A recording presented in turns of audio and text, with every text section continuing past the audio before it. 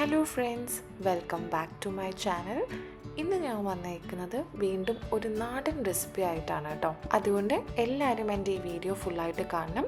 ഇഷ്ടപ്പെട്ടാൽ like and subscribe ചെയ്യാനായിട്ട് മറക്കരുത് കേട്ടോ. അപ്പോൾ ഇനി നമ്മളുടെ ഡിഷിലോട്ട് കടന്നാലോ. ഇതിനായി ചട്ടി ചൂടായതിന് ശേഷം നമ്മൾ ഓയിൽ ഒഴിച്ച് കൊടുക്കുക. ഞാനിവിടെ പോർക്കിൻ്റെ ഫാറ്റാണ് ആഡ് ചെയ്ത് കൊടുക്കുന്നത്, ഒരു 1/2 കപ്പ്.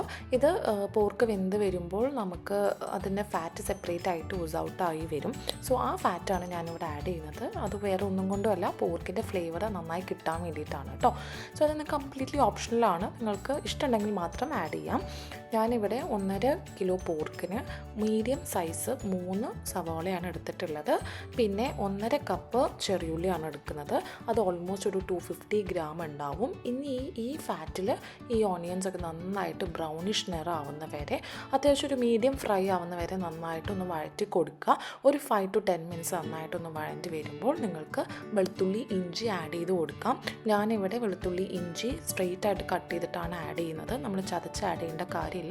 ഇതിൻ്റെ പ്രോപ്പർ മെഷർമെൻറ്റ്സ് നമ്മുടെ ഡിസ്ക്രിപ്ഷൻ ബോക്സിൽ കൊടുത്തിട്ടുണ്ടാവും, നിങ്ങൾക്ക് ചെക്ക് ഔട്ട് ചെയ്യാം. സോ ഇത് നന്നായിട്ടൊന്ന് ഫ്രൈ ആയി വരുമ്പോൾ നമ്മൾ പൊടികൾ ആഡ് ചെയ്ത് കൊടുക്കാം.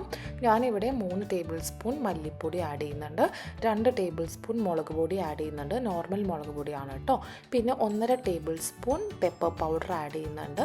പിന്നെ ആവശ്യത്തിന് മഞ്ഞൾപ്പൊടിയും ആഡ് ചെയ്തിട്ട് അതിൻ്റെ റോ ഫ്ലേവർ മാറുന്ന വരെ നന്നായിട്ട് മുരിച്ചെടുക്കുക. ഞാനിതൊരു 5 മിനിറ്റ്സ് ലോ മീഡിയം ഫ്ലെയിമിലിട്ടിട്ട് നന്നായിട്ട് ഫ്രൈ ചെയ്തെടുക്കുന്നുണ്ട്. ഇനി ഞാനിവിടെ 3 മീഡിയം സൈസ് പച്ചമുളക് ആഡ് ചെയ്യുന്നുണ്ട്. ഇത് കംപ്ലീറ്റ്ലി ഓപ്ഷണലാണ്.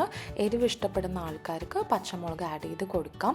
ഇനി ഇതിൻ്റെ പച്ചമണമൊക്കെ മാറിയതിന് ശേഷം മാത്രം നമ്മൾ പോർക്ക് ആഡ് ചെയ്ത് കൊടുക്കണം. സോ ഞാനിവിടെ 1.5 കിലോ പോർക്ക് എടുത്തിട്ടുണ്ട്.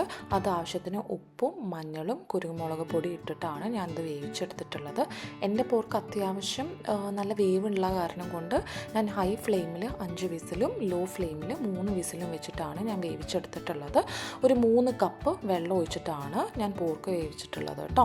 ഇനി നമ്മളുടെ ഈ മസാലയിൽ കിടന്ന് നന്നായിട്ടൊന്ന് മുരിഞ്ഞ് വരണം. ഒരു 20 മിനിറ്റ്സ് മീഡിയം ഫ്ലെയിമിലിട്ടിട്ട് നന്നായിട്ട് മുരിച്ചെടുക്കണം. ഇടയ്ക്കിടയ്ക്ക് നിങ്ങൾക്ക് കറിവേപ്പില ഇതുപോലെ ആഡ് ചെയ്ത് കൊടുക്കാം. സോ ഞാൻ ഓൾമോസ്റ്റ് ഒരു 20 മിനിറ്റ്സ് മീഡിയം ഫ്ലെയിമിലിട്ടിട്ട് നന്നായിട്ട് മുരിച്ചെടുത്തിട്ടുണ്ട്.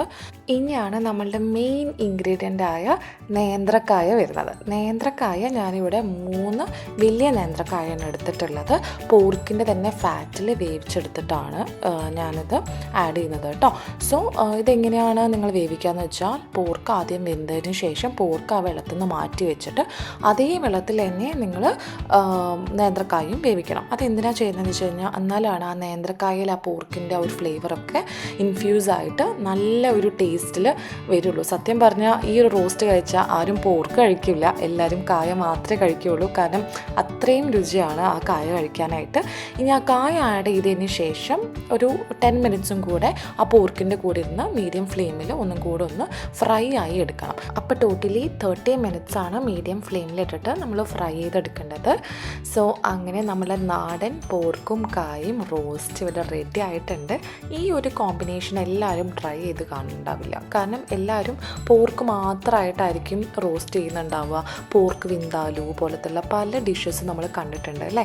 പക്ഷേ പോർക്കും കായ ഇട്ടിട്ടുള്ള ഒരു കോമ്പിനേഷൻ അത് പറഞ്ഞറിയിക്കാനായിട്ട് പറ്റില്ല. അതുകൊണ്ട് എല്ലാവരും ഈ റെസിപ്പി ട്രൈ ചെയ്യണം. ഇനി ഇഷ്ടപ്പെട്ടാൽ എൻ്റെ കമൻറ്റ് സെക്ഷനിൽ കമൻറ്റ് ചെയ്യാൻ മറക്കരുത് കേട്ടോ. Thanks for watching.